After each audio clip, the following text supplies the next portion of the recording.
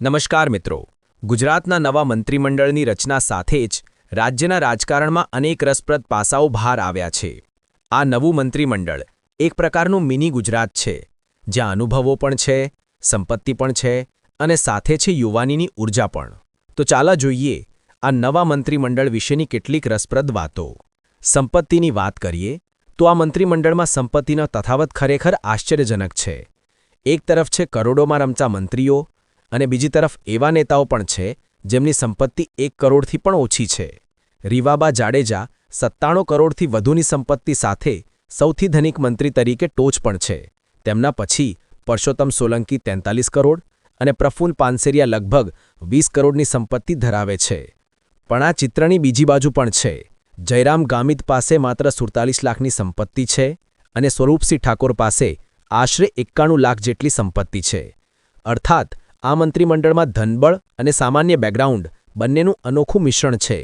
રાજકારણમાં ધન અને જનતાના જોડાણ વચ્ચેનું આ સંતુલન ખરેખર રસપ્રદ છે. હવે વાત કરીએ ઉંમરની. સરકારમાં અનુભવી નેતાઓ સાથે યુવા ચહેરાઓનું સુંદર સમન્વય જોવા મળે છે. સૌથી મોટી ઉંમરના મંત્રી કનુભાઈ દેસાઈ 74 વર્ષના વરિષ્ઠ નેતા છે, જેઓ સરકારને માર્ગદર્શન આપશે.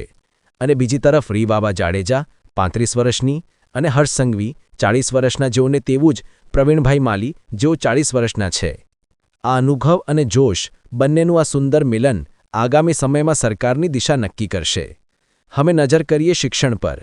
આ મંત્રીમંડળ શૈક્ષણિક રીતે પણ ખૂબ વૈવિધ્યસભર છે.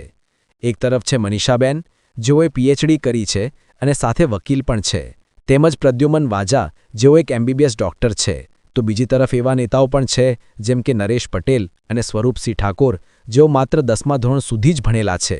ખાસ વાત એ છે કે હર્ષ સંઘવી, જેમને હાલ નાયબ મુખ્યમંત્રી બનાવવામાં આવ્યા છે, શૈક્ષણિક લાયકાતની વાત કરીએ તો તેમની જાહેર માહિતી અનુસાર તેઓ ધોરણ 9 સુધી જ ભણેલા છે.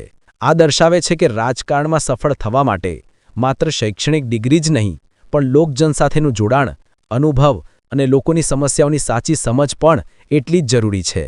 આમ ગુજરાતનું નવું મંત્રીમંડળ વય, સંપત્તિ અને શિક્ષણ ત્રણેય મામલામાં અત્યંત વૈવિધ્યસભર છે. આ એક એવી ટીમ છે જે રાજ્યના દરેક વર્ગ અને વિસ્તારનું પ્રતિનિધિત્વ કરે છે. હવે જોવાનું એ રહેશે કે આ વૈવિધ્ય સરકાર માટે શક્તિ બને છે કે પડકાર. સમય જ બતાવશે કે આ મિની ગુજરાત જનતાની અપેક્ષાઓ પર ખરો ઉતરશે કે નહીં. તો મિત્રો, તમારું શું માનવું છે? આ નવું મંત્રીમંડળ ગુજરાત માટે કેટલું અસરકારક સાબિત થશે? તમારા વિચારો કમેન્ટમાં જરૂર લખજો. અને જો વિડીયો માહિતીપ્રદ લાગ્યો હોય તો લાઇક કરો, શેર કરો અને ચેનલને સબસ્ક્રાઇબ કરવાનું ભૂલશો નહીં. તો દોસ્તો, મળીએ નવા વિડીયો સાથે. ધન્યવાદ. જય જય ગરવી ગુજરાત.